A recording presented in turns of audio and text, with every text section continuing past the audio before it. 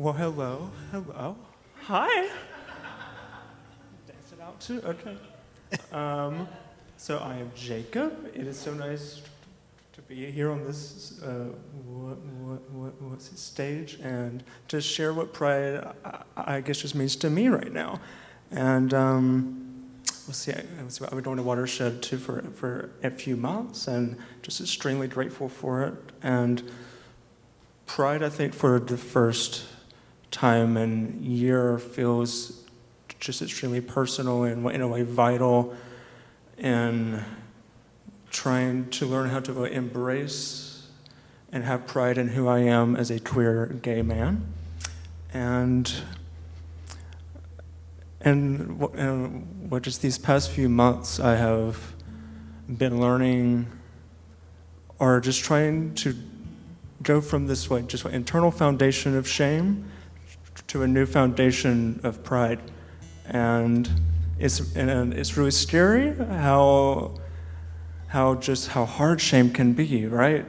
And how it can have a hold on us, and how we can carry just so much of it and not know it, and try and bury all of wounds and pain and hurt that we don't even know we carry. And then how it can kind of just blow up and unravel, just like that. And it all just what kind of unraveled last just December-ish. And it still tries to interfere with love and this love of God that I have slowly come to know.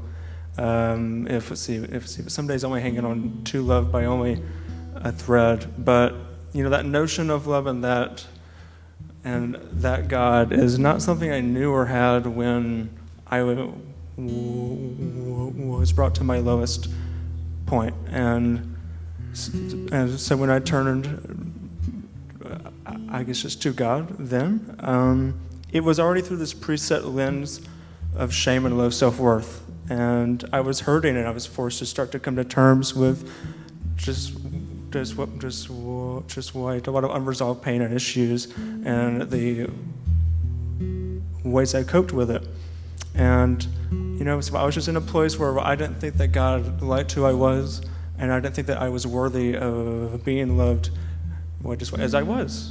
But what Kim Honeycutt says, I love her, by the way, just says something really great, that shame will make us mistell our story. And I mistold that story to myself and to others. And that story that I told was that God was trying to show me that being gay was what had to be fixed. That my queerness was the cause of what was wrong in me and what was wrong around me. And what was the cause of the unhealthy ways that I coped. And I placed all that internalized mess right on my queerness and being gay.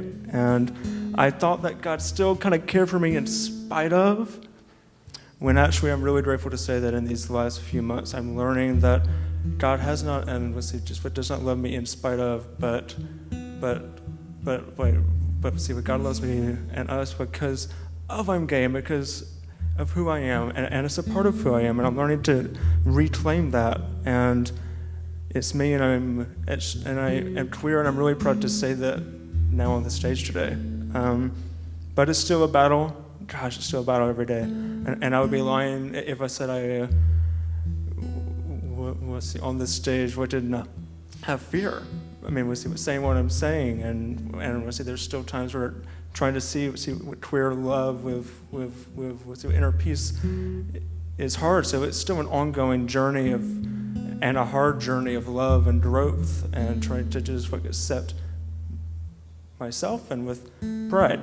But I'm really thankful for being able to unweave and just unravel my essence and how God sees me and my true self from the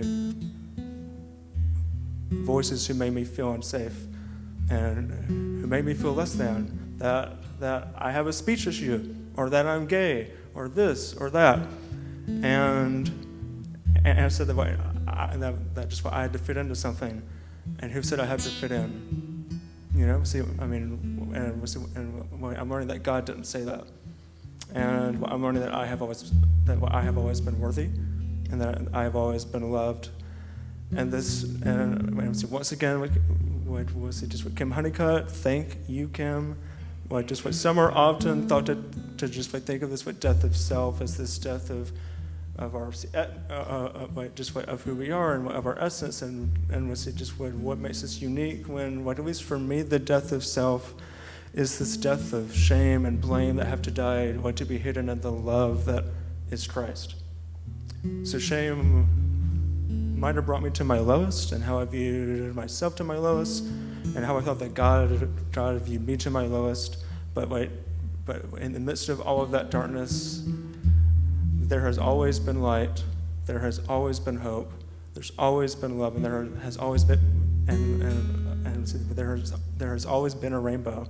And there has been a lot of rainbows, and lots of those rainbows have come from right here in this room and right inside this building. And I just want each of you to know you are and have been more of a light than you know, because right here in this room, I was able to start to see God and queer love in you and in others prior to be able to just accept to see it in me too.